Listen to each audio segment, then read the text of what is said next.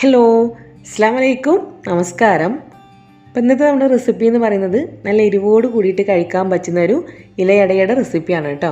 അപ്പോൾ നമ്മൾ 2 ദിവസം മുമ്പ് നല്ല സ്വീറ്റ് ആയിട്ടുള്ള ഒരു ഫില്ലിങ്ങോട് കൂടിയിട്ടുള്ള ഇലയട ചെയ്തിട്ടുണ്ടായിരുന്നു. ഇത് കുറച്ച് എരിവൊക്കെ ഇഷ്ടമുള്ളവർക്ക് കഴിക്കാൻ പറ്റുന്ന നല്ല ടേസ്റ്റി ആയിട്ടുള്ളൊരു അട തന്നെയാണ്. അപ്പോൾ എന്തായാലും നമുക്ക് റെസിപ്പിയിലേക്ക് പോവാം. അപ്പോൾ നിങ്ങൾ ഈ ഒരു ചാനൽ ആദ്യമായിട്ട് കാണുന്നവരാണെങ്കിൽ ഒന്ന് സബ്സ്ക്രൈബ് ചെയ്തിട്ട് സപ്പോർട്ട് ചെയ്യുക. സബ്സ്ക്രൈബ് ചെയ്യുന്നവർ അതിൻ്റെ തൊട്ടടുത്ത് കാണുന്ന ഒരു കുഞ്ഞു ബെല്ലൈക്കണും കൂടെ ഒന്ന് പ്രസ് ചെയ്തിട്ട് അതിൽ നിന്ന് ഓൾ എന്നുള്ള ഓപ്ഷൻ സെലക്ട് ചെയ്തിട്ട് വെക്കുക കേട്ടോ. ആദ്യം തന്നെ നമ്മുടെ ഒരു ഇലയടയിലേക്കുള്ള ഫില്ലിംഗ് ആണ് നമ്മൾ തയ്യാറാക്കിയിട്ട് എടുക്കുന്നത്. അപ്പോൾ അതിന് വേണ്ടി ഞാനിവിടെ 4 കോഴിമുട്ട പുഴുങ്ങി വെച്ചിട്ടുണ്ട്. അത് നമ്മൾ ഇതുപോലൊരു ഗ്രേറ്ററിൽ വെച്ചിട്ട് ചെറുതായിട്ടൊന്ന് ഗ്രേറ്റ് ചെയ്തിട്ട് എടുക്കുകയാണ്. അപ്പോൾ നമുക്ക് മുട്ട ഗ്രേറ്റ് ചെയ്തിട്ട് എടുക്കാൻ ഗ്രേറ്ററിൻ്റെ ആവശ്യമൊന്നുമില്ല, നമുക്ക് കത്തി വെച്ചിട്ട് ചെറുതായിട്ട് അരിഞ്ഞെടുത്താലും മതിയാകും. ഇതിപ്പോൾ നമുക്ക് ഗ്രേറ്റ് ചെയ്തിട്ട് ഈ ഒരു താഴെയുള്ള ഒരു ബോക്സ് ഉണ്ടല്ലോ, അതിനകത്ത് താഴെ വീണോളും. നല്ല യൂസ്ഫുൾ ആയിട്ടുള്ളൊരു ബോക്സാണ് കേട്ടോ. നമ്മുടെ എഗ്ഗ് മാത്രമല്ല, നമുക്ക് വെജിറ്റബിൾസ് മറ്റെന്തെങ്കിലുമൊക്കെ ഗ്രേറ്റ് ചെയ്താലും നല്ല യൂസ്ഫുൾ ആയിട്ടുള്ളൊരു ബോക്സാണിത്. അപ്പോൾ ഈ ഒരു രീതിയിൽ നമ്മൾ എടുത്തു വെച്ചിട്ടുള്ള 4 മുട്ടയും ഒന്ന് ഗ്രേറ്റ് ചെയ്തിട്ട് എടുക്കുകയാണ്. അപ്പോൾ അതേ നമ്മൾ എടുത്തിട്ടുള്ള 4 എഗ്ഗും ഇതുപോലെ ഗ്രേറ്റ് ചെയ്ത് എടുത്തിട്ടുണ്ട്. എഗ്ഗിൻ്റെ വൈറ്റും യെല്ലോ എല്ലാം കൂടെ ഗ്രേറ്റ് ചെയ്ത് എടുത്തിട്ടുണ്ട് കേട്ടോ. ഇത് നമ്മളൊരു ഭാഗത്തേക്ക് മാറ്റി വെക്കുകയാണ്. ഇനി നമുക്ക് ബാക്കി നമ്മുടെ ഈ ഒരു ഫില്ലിങ്ങിലേക്ക് എന്തൊക്കെയാണ് ആവശ്യമായിട്ടുള്ളത് എന്നുള്ളതും എങ്ങനെയൊക്കെയാണ് ചെയ്യാന്നുള്ളതും കൂടെ നോക്കാം.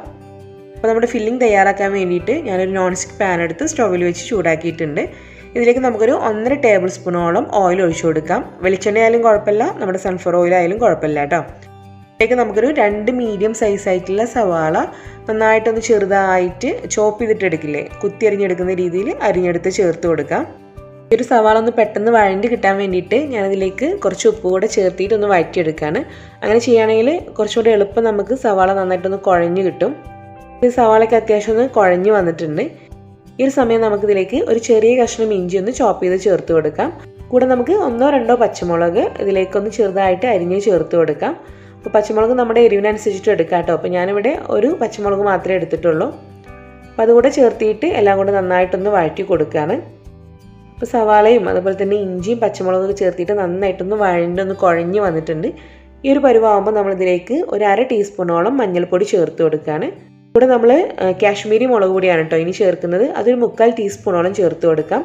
എരിവ് കൂടുതൽ വേണമെന്നുള്ളവർക്ക് അതിൽ കൂടുതൽ ചേർക്കാം കേട്ടോ. പിന്നെ നമ്മുടെ പെപ്പർ പൗഡർ, അതായത് നമ്മുടെ കുരുമുളക് പൊടിയാണ് ചേർക്കുന്നത്. 1/2 ടീസ്പൂണോളം കുരുമുളക് പൊടി ചേർത്ത് കൊടുക്കാം. നിങ്ങളുടെ എരിവിനനുസരിച്ചിട്ട് അഡ്ജസ്റ്റ് ചെയ്യാം കേട്ടോ. പിന്നെ നമുക്കൊരു 1/4 ടീസ്പൂണോളം ഗരം മസാല പൗഡർ കൂടിയാണ് ചേർക്കുന്നത്.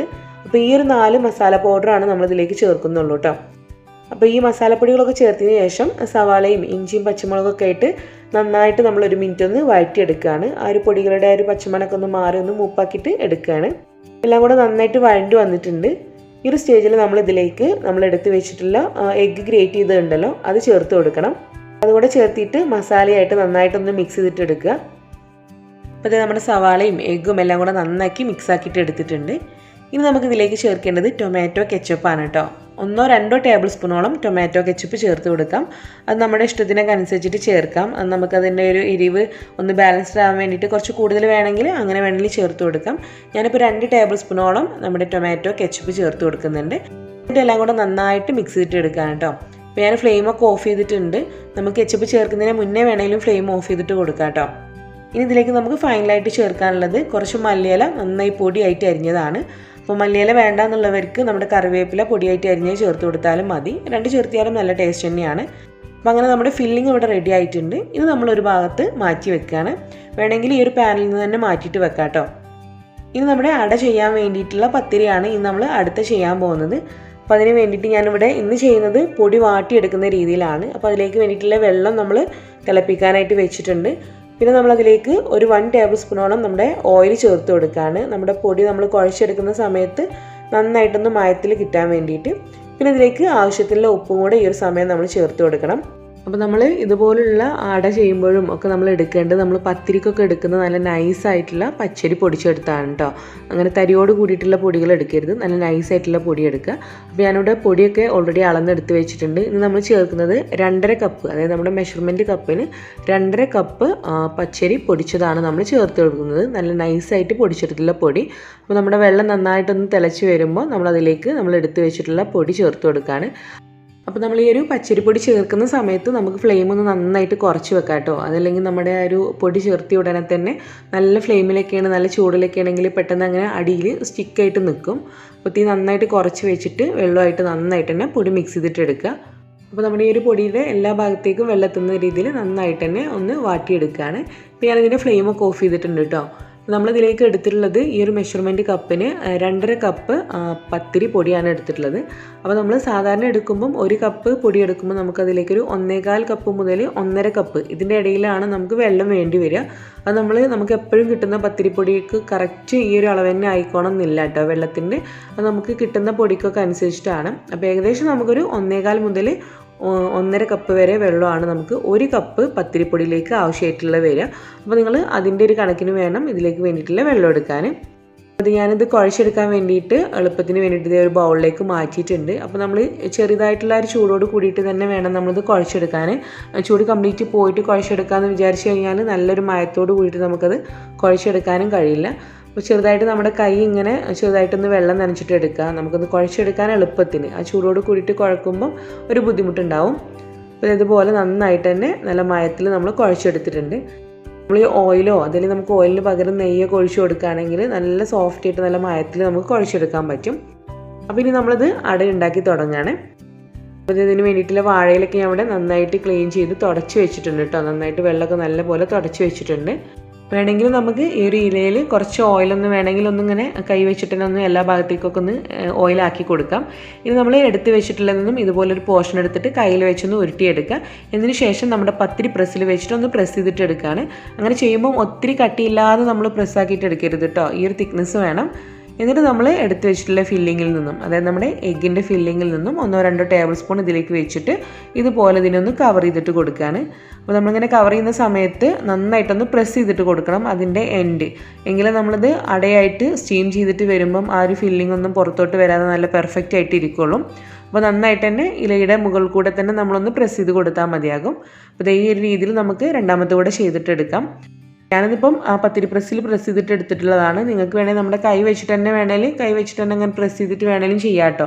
പത്തിരി പ്രസ്സിലാകുമ്പോൾ നമുക്ക് എളുപ്പമാണ്. ഇനി ഇല്ലാത്തവർ കൈ വെച്ചിട്ട് ചെയ്തിട്ട് എടുക്കുക. ഇത് ഫില്ലിംഗ് കൂടെ വെച്ചിട്ട് ഇതുപോലെ ഒന്ന് പ്രസ് ചെയ്തിട്ട് കൊടുക്കുകയാണ്. അപ്പോൾ ഇതേ രീതിയിൽ നമുക്ക് ബാക്കിയുള്ള ഇലയിലേക്കും കൂടെ അടയാക്കിയിട്ട് തയ്യാറാക്കിയിട്ട് എടുക്കുക. ഇനി നമ്മുടെ കയ്യിൽ വാഴയിലൊന്നും ഇല്ല എങ്കിൽ നമുക്ക് വേണമെങ്കിൽ ഇതേ ഈ രീതിയിൽ നന്നായിട്ടൊന്ന് ഫില്ലിങ് വെച്ചിട്ട് എൻഡ് നന്നായിട്ടൊന്ന് ഒട്ടിച്ച് കൊടുക്കുക കേട്ടോ. വേണമെങ്കിൽ ഒന്ന് ഫോർക്കൊക്കെ വെച്ചിട്ട് നമുക്കൊന്ന് പ്രസ് ചെയ്തിട്ട് കൊടുക്കാം. അങ്ങനെ നമുക്ക് സ്റ്റീം ചെയ്യാം ഇലയൊന്നും ഇല്ലാത്തവർ. ഇനിയിപ്പോൾ നമുക്കിത് സ്റ്റീം ചെയ്തിട്ട് എടുക്കാം. അപ്പോൾ അതിന് വേണ്ടി ഞാൻ സ്റ്റീമറിൽ കുറച്ച് വെള്ളം വെച്ചിട്ടുണ്ട്. അതിൻ്റെ മുകളിൽ നമുക്ക് ഈ ഒരു പാത്രത്തോടെ വെച്ച് കൊടുക്കാം. എന്നിട്ട് ജസ്റ്റ് ഞാനൊന്ന് അടച്ച് വെക്കാൻ കേട്ടോ. വെള്ളം നന്നായിട്ടൊന്ന് തിളച്ച് നന്നായിട്ടൊന്ന് ആവി വന്നതിന് ശേഷമാണ് നമ്മളിതിലേക്ക് ഇത് വെച്ച് കൊടുക്കുന്നത്. അപ്പോൾ ആവിയൊക്കെ നന്നായിട്ട് വന്നിട്ടുണ്ട്. ഇനി ഇതിലേക്ക് നമ്മൾ എടുത്ത് വെച്ചിട്ടുള്ള എല്ലാം തന്നെ വെച്ച് കൊടുക്കുകയാണ്. അപ്പോൾ ഇതിൽ നമുക്ക് ഒറ്റ ബാച്ചായിട്ട് തന്നെ എല്ലാം ചെയ്തിട്ട് എടുക്കാൻ പറ്റും. കാരണം ഇതുപോലുള്ള സ്റ്റീമർ ആയതുകൊണ്ട്. അപ്പോൾ നമ്മുടെ ഇഡ്ഡലിത്തട്ട് കാര്യങ്ങളൊക്കെ ആണെങ്കിൽ അങ്ങനെ നിങ്ങൾക്ക് ബുദ്ധിമുട്ടുണ്ടെങ്കിൽ 1-2 ബാച്ചായിട്ട് ചെയ്താൽ മതിയാകും. ഒരു 10 മിനിറ്റ് നമ്മൾ മീഡിയം ഫ്ലെയിമിൽ വെച്ചിട്ട് ഇത് സ്റ്റീം ചെയ്തിട്ടുണ്ട്. ഇനിയിപ്പം ഇതിൻ്റെ ഫ്ലെയിമൊക്കെ ഓഫ് ചെയ്തിട്ട് നമുക്ക് തുറന്ന് നോക്കാം. അപ്പോൾ നമുക്ക് കുറച്ചും കൂടെ സമയം ഉണ്ടെങ്കിൽ നമ്മളിതിപ്പോൾ തന്നെ സെർവ് ചെയ്യേണ്ട ആവശ്യമില്ല. ഒരു 5 മിനിറ്റും കൂടെ ആ ഒരു ചൂടിൽ തന്നെ അങ്ങനെ സ്റ്റീമിൽ വെച്ചിരുന്നാൽ കുറച്ചും കൂടെ നല്ലതാണ് കേട്ടോ. ഒരു 10 മുതൽ 15 മിനിറ്റ് വരെ സമയം മാത്രം മതിയാകും നമുക്കിത് സ്റ്റീം ചെയ്യാൻ വേണ്ടിയിട്ട്.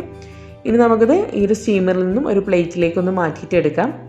അപ്പോൾ നമ്മൾ ഇലയൊന്നും ഇല്ലാതെയാണ് ചെയ്യുന്നത് എങ്കിൽ ഈ ഒരു രീതിയിൽ നമ്മൾ ചെയ്യുമ്പോൾ നമുക്കത് തമ്മിൽ ഇങ്ങനെ എന്താ പറയുക ഒട്ടി നിൽക്കാനൊക്കെ ചാൻസ് ഉണ്ട്. അപ്പോൾ അങ്ങനെ ആകുമ്പോൾ നിങ്ങൾ ഇഡ്ഡലി തട്ടിലാണെങ്കിലും ഇതുപോലെ സ്റ്റീമറിലാണെങ്കിലും 2-3 മാത്രം വെച്ചിട്ട്, അതായത് മുകളിൽ വെക്കാതെ അങ്ങനെ ചെയ്യുന്നതാണ് കുറച്ചുകൂടെ നല്ലത് കേട്ടോ. അതെല്ലാം ഇങ്ങനെ വിണ്ട് നിൽക്കാനും അതിലിങ്ങനെ ഒട്ടി നിന്നിട്ട് നമ്മൾ എടുക്കുന്ന സമയത്ത് വിണ്ട് പോകാനും ഒക്കെ ചാൻസ് ഉള്ളതാണ്. ഇതിപ്പോൾ നമുക്ക് ഇലയുള്ളതുകൊണ്ട് അങ്ങനത്തെ ഒരു പ്രശ്നം വരുന്നില്ല നമ്മൾ മുകളിൽ വെച്ച് കഴിഞ്ഞാലും. അപ്പോൾ ഇതെല്ലാം തന്നെ നമ്മൾ പ്ലേറ്റിലേക്ക് ആക്കി വെച്ചിട്ടുണ്ട്. ഇനി നമുക്കിത് വേണമെങ്കിൽ കുറച്ചും കൂടെ സമയം വെച്ചിരുന്നിട്ട് ഓപ്പൺ ചെയ്താൽ മതി. അതെല്ലാം നല്ല ചൂടോട് കൂടിയിട്ട് കഴിക്കണം എന്നുണ്ടെങ്കിൽ നമുക്കിപ്പോൾ തന്നെ ഇതിൻ്റെ ഇലയൊക്കെ മാറ്റിയിട്ട് എടുക്കാം. പിന്നെ ജസ്റ്റ് ഒന്ന് നമുക്കൊന്ന് കട്ട് ചെയ്തിട്ട് നോക്കാം കേട്ടോ എങ്ങനെ ഇരിക്കുന്നു എന്നുള്ളത്. അപ്പോൾ നമ്മുടെ അട എപ്പോഴും നല്ല ചൂടോട് കൂടിയിട്ട് തന്നെയാണ് ഇരിക്കുന്നത്. അപ്പോൾ നമ്മൾ ചൂടോട് കൂടിയിട്ട് എടുക്കുന്ന സമയത്ത് ചിലപ്പോൾ ഇങ്ങനെ സ്റ്റിക്കാവുന്നൊരു പ്രശ്നം വരും. നമ്മുടെ കയ്യിൽ ഇങ്ങനെ ഒട്ടിപ്പിടിക്കുന്നതൊക്കെ പോലെ. അതൊന്ന് കുറച്ചിരുന്ന് വെച്ചിരുന്നാൽ ആ ഒരു പ്രശ്നം മാറിക്കിട്ടും. അപ്പോൾ ഇത് കട്ടി നോക്കുമ്പം നല്ല ടേസ്റ്റി ആയിട്ട് നല്ല കാണാൻ നല്ല ലുക്കിലായിട്ടുള്ള നമ്മുടെ എരിവോട് കൂടിയിട്ടുള്ള സ്പൈസി അട ഇവിടെ റെഡി ആയിട്ടുണ്ട്. നല്ല ടേസ്റ്റാണ് കേട്ടോ ഈ ഒരു ഫില്ലിങ്. നമുക്കിപ്പോൾ സ്വീറ്റ് ആയിട്ടുള്ള അട ഇഷ്ടമില്ലാത്തവർക്കൊക്കെ ട്രൈ ചെയ്യാൻ പറ്റുന്ന ഒരു അടയാണ് ഈ ഒരു സ്പൈസി ആയിട്ടുള്ള എഗ്ഗിൻ്റെ ഫില്ലിങ്ങോട് കൂടിയിട്ടുള്ള ഈ ഒരു അട. നിങ്ങൾ തീർച്ചയായിട്ടും ട്രൈ ചെയ്യാം. നല്ല ടേസ്റ്റും നല്ല മയത്തോട് കൂടിയിട്ടുള്ള പത്തിരിയൊക്കെയാണ്. തീർച്ചയായിട്ടും ട്രൈ ചെയ്യുക. ട്രൈ ചെയ്യുന്നവർ നിങ്ങളുടെ ഫീഡ്ബാക്ക്സ് പറയാൻ വേണ്ടിയിട്ട് മറക്കരുത്. അതുപോലെ തന്നെ വീഡിയോ ഇഷ്ടമായ ലൈക്ക് ചെയ്യുക, ഫ്രണ്ട്സിലേക്കൊക്കെ ഒന്ന് ഷെയർ ചെയ്തിട്ടൂടെ കൊടുക്കുക. പിന്നെ ഇൻഷാ അല്ലാഹ് നമുക്ക് മറ്റൊരു വീഡിയോ ആയിട്ട് കാണാം. Thank you. അസ്സലാമു അലൈക്കും.